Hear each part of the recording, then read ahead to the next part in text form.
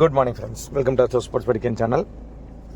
நம்ம இன்றைக்கி எந்த மேட்ச் பார்க்க போகிறோம்னா LSG vs DC match, 4th IPL 2025 match பார்க்க போகிறோம். ஸோ அதுக்கு முன்னாடி நேற்று நடந்த 2 மேட்ச் என்னாச்சுன்னு பார்க்கலாம். ஸோ நம்ம வந்து 2 மேட்ச்சுமே வந்து நான் ஆல்ரெடி சொல்லியிருக்கேன், எல்லாமே நீங்கள் டெலகிராம் சேனலில் தான் வந்து ஃபைனல் அப்டேட்ஸ் பார்த்துக்கணும் அப்படின்னு சொல்லி. ஸோ எல்லா மேட்சும் பார்த்திங்கன்னா டெலகிராம் சேனலில் கொடுத்துருப்போம். நேற்று ரொம்ப இம்பார்ட்டண்டான விஷயம்னா நம்ம கடைசியில் கொடுத்த 3 மேட்சோட first innings updates, first inning முடிஞ்சு யார் ஜெயிப்பாங்கிற அப்டேட்ஸ் வந்து 3க்கு 3 கரெக்டாக இருந்திருக்கு. அதனால் நீங்கள் டெலகிராம் சேனலில் இருக்கிறது மஸ்ட். அதனால் நம்ம டெலகிராம் சேனலில் ஜாயின் பண்ணிக்கோங்க. ஏன்னா 11ஸ் இன்னும் தெரியல. ஸோ எல்லா டீமோட 11ஸ் தெரிஞ்சால் மட்டும் தான் நம்ம அடுத்த லெவலுக்கு யோசிக்க முடியும்.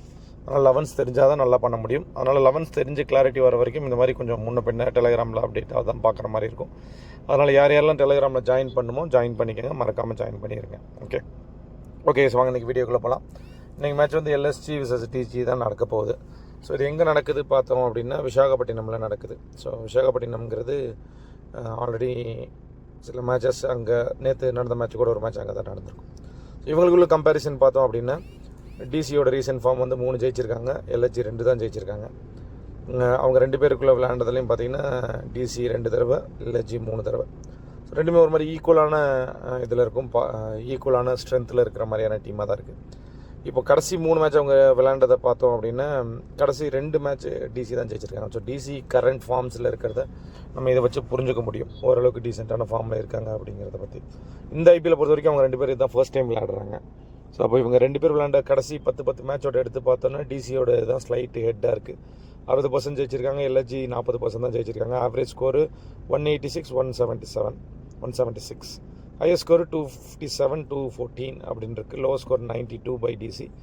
எல்எஸ்ஜி வந்து 137 இருக்குது. ஸோ இதெல்லாம் வச்சு பார்க்கும்போது இவங்க ஆவரேஜ் ஸ்கோர் வந்து 160 to 175 மார்க் கரெக்டான ஒரு பொசிஷனாக இருக்கும். அதுக்குள்ளே நீங்கள் எஸ் நோ பட்டு பண்ணிக்கலாம். இந்த பிச்சை பொறுத்த வரைக்கும் பார்த்தோம் அப்படின்னா போத்தில் பெரிய டிஃப்ரென்ஸ் இல்லை. Win and bowling first 53%, 47%. So அந்த ஒரு இம்பேக்ட் பிச்சில் பெருசாக கொடுக்குமா என்னன்னு தெரில. அந்த மேட்சை பார்த்துட்டு தான் நம்ம அதை டிசைட் பண்ணணும். அதே மாதிரி average score 167 first innings, second innings 135. So இதை வச்சு நம்ம என்ன கன்சிடர் பண்ணலாம் அப்படின்னா நம்ம இந்த மேட்சை பொறுத்த வரைக்கும் வந்து ஃபஸ்ட் பேட்டிங் பிடிக்கிறவங்களுக்கான ஒரு ஸ்லைட் எட்ஜ் இருக்குது அப்படின்னு சொல்லலாம். ரீசெண்டாக நடந்த கடைசி 3 மேட்ச்சில் பார்த்தோம் அப்படின்னு பார்த்தீங்கன்னா அதாவது ஃபஸ்ட் பேட்டிங் பிடிச்சவங்க நல்லா விளையாண்டுருக்கிறத பார்க்க முடியுது. கன்சிஸ்டண்ட்டாக ஸ்கோர் வந்து 170க்கு மேலே அடிச்சிருக்கிறதையும் நம்மளால் பார்க்க முடியுது. ஸோ மழை ஏதாவது இருக்கான்னு பார்த்தா மழை பெருசாக இருக்கிற மாதிரில ஒரு 5% ஹியூமிடிட்டி லெவல் ஸ்லைட் ப்ரெஷர் இருக்கிறதுக்கான வாய்ப்புகள் தான் இருக்குது. மோஸ்ட்லி 29 டிகிரி 30 டிகிரி செல்சியஸுங்கிறதுனால ஆல்மோஸ்ட் வந்து பெருசாக மழை வர்றதுக்கு வாய்ப்புகள் இல்லை. ஸோ பேசிக் ஸ்டாட்டிஸ்டிக்ஸ் படி இது தான் வருது. ஃபேஸு ஸ்பின்னை பார்க்கும்போது எனக்கே ஷாக்கிங்காக இருக்குது. எனக்கு கடைசியில் எல்லா மேட்ச் பார்த்தாலும் ஃபேஸ் பவுலர்ஸ்க்கு அதிகமாக பர்சன்டேஜ் இருக்கிறத நம்மளால் பார்க்க முடியுது. இந்த ரீசன் வந்து இதை ஸ்டாட்டிஸ்டிக்ஸை நம்ம எடுத்துக்க முடியாது. காரணம் என்னென்னா ஒவ்வொரு டீம்லேயும் 2 ஸ்பின்னர் இருப்பாங்க, 3 ஃபேஸ் பவுலர் இருப்பாங்க.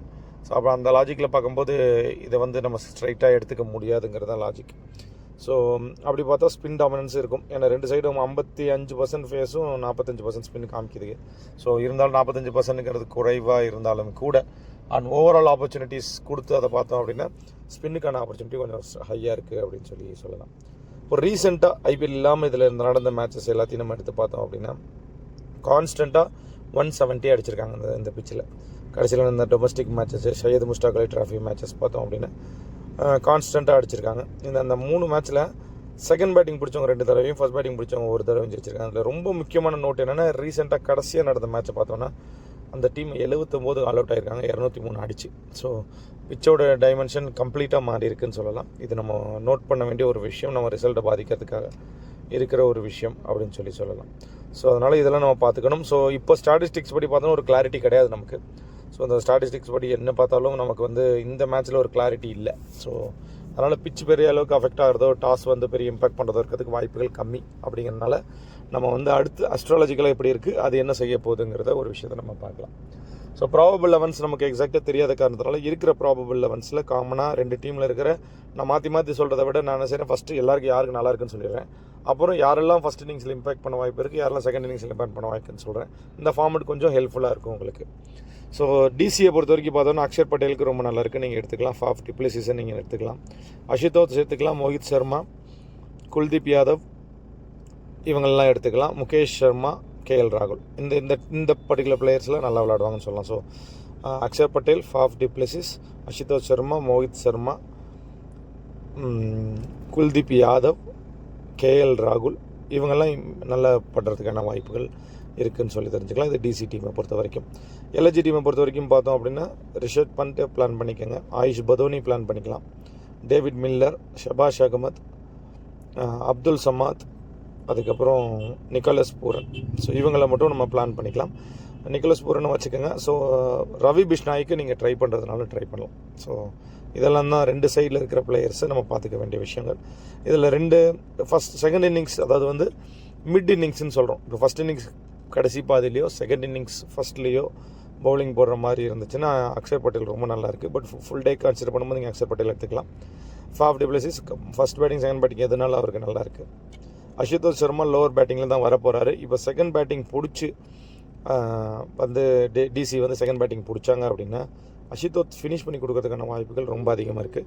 இப்போ வந்து ஒரு 3 ஓவரில் நமக்கு தேவை 40 ரன் 50 ரன் தேவைன்னாலும் அஷுதோஷ் வந்து அதை அடிக்கிறதுக்கான வாய்ப்புகள் கொஞ்சம் அதிகமாக இருக்குது அப்படிங்கிறது முக்கியம் இதில் பார்க்க வேண்டியது.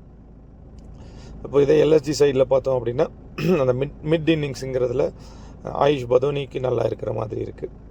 ரிஷப் பண்ட் அவர் இன்னிங்ஸை நல்லா ஆடுறதுக்கு வாய்ப்புகள் இருக்குது.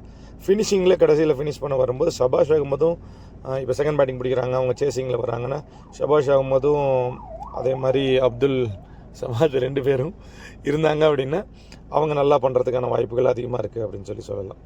ஸோ நிக்கோலஸ் பூரனும் டீமில் மிஸ் பண்ணாத பிளேயர்னு பார்த்தீங்கன்னா நிக்கோலஸ் பூரனை மிஸ் பண்ண வேண்டாம். அதே மாதிரி ரிஷப் பண்ட்டை மிஸ் பண்ண வேண்டாம், அப்துல் சமாத்தை மிஸ் பண்ண வேண்டாம், ஆயுஷ் பதோனியை மிஸ் பண்ண வேண்டாம். இந்த 4 பிளேயர் கொஞ்சம் எடுத்துக்கோங்க. நான் ஒரு 11th மாதிரி ரஃபாக சொல்கிறேன், அதை நீங்கள் மனசில் வச்சுக்கோங்க. அதை கூட நீங்கள் ட்ரை பண்ணி பாருங்கள். அக்ஷர் பட்டேல் கண்டிப்பாக எடுத்துக்கிற மாதிரி பார்த்துக்கங்க. ஃபாஃப் டிப்ளசிஸ் எடுத்துக்கோங்க. இந்த சைடில் பார்த்தா அஷுதோஷ் சர்மா, மோஹித் சர்மா, கேஎல் ராகுல், இந்த டீமில் ஒரு 5 பேர் சொல்லியிருக்கேன். இங்கே வந்து ரிஷப் பண்ட், நிக்கோலஸ் பூரன், ஷபாஷ் அகமத், ஆயுஷ் பதோனி, ரவி பிஷ்னாய்க், இங்கே ஒரு 5 பேர் எடுத்துக்கலாம். இந்த கேப்டன் ஆப்ஷன்ஸ் யாருக்கு போகலாம் அப்படின்னா ஆல்ரவுண்டர்ஸை போகிறது கேப்டன் ஆப்ஷனுக்கு ரொம்ப நல்லாயிருக்கும். அந்த வகையில் பார்த்தோம் அப்படின்னா ஷாகுல் தக்கூருக்கு ரொம்ப நல்லாவே இருக்குது விளையாடுறாருன்னு பார்த்துங்க. கேப்டன் ஆப்ஷன்ஸு எல்ஜியை பொறுத்த வரைக்கும் நீங்கள் வந்து ரிஷப் பண்ட்டுக்கும் நிக்கோலஸ் பூரனுக்கும் போகலாம். டிசியை பொறுத்த வரைக்கும் ஃபாஃப் டிப்ளசிஸ்க்கும் அக்ஷர் பட்டேலுக்கும் போகலாம். ஸோ எப்படினாலும் அக்ஷர் பட்டேலை கேப்டன் வைஸ் கேப்டனை கொண்டு வந்துருங்க. ரொம்ப நல்லா இருக்கிற காரணத்தினால எப்படியும் பவுலிங் போட்டு பேட்டிங் பிடிக்கிறனால ஏதோ ஒரு இடத்துல லாக் ஆகி நல்லா விளையாடுறதுக்கு வாய்ப்பு இருக்குது. ஸோ அதனால் அக்ஷர் பட்டேலை மிஸ் பண்ணிட வேண்டாம், மித்தவங்கள ஆப்ஷனில் வச்சுக்கோங்க. திருப்பி சொல்கிறேன், கேப்டன் ஆப்ஷன்ஸை பொறுத்த வரைக்கும் அக்ஷர் பட்டேல், ஃபாஃப், டிசியை பொறுத்த வரைக்கும். லக்னோ சூப்பர் ஜெயின்ஸை பொறுத்த வரைக்கும் நிக்கோலஸ் பூரனுக்கும் ரிஷப் பண்ட்டுக்கும் சான்ஸ் கொடுங்க. ஆல்ரவுண்டராக எதிர்பார்க்குறீங்க அப்படின்னா ஷபாஷ் அகமத் தான் நீங்கள் ட்ரை பண்ணலாம்.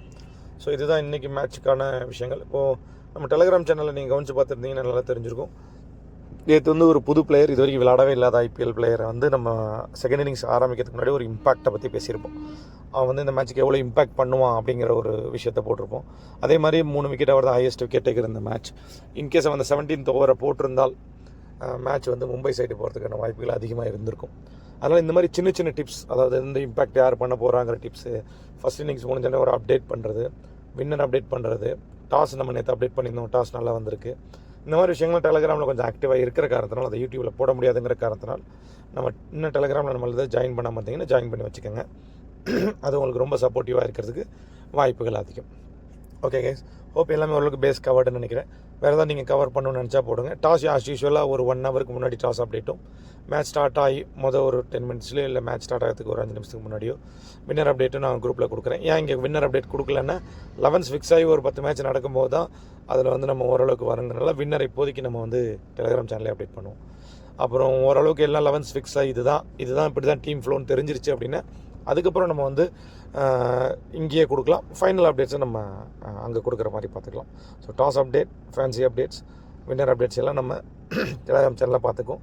ஸோ யாரெல்லாம் டெலிகிராம் சேனலில் ஜாயின் பண்ணலையோ தாராளமாக ஜாயின் பண்ணிக்கோங்க.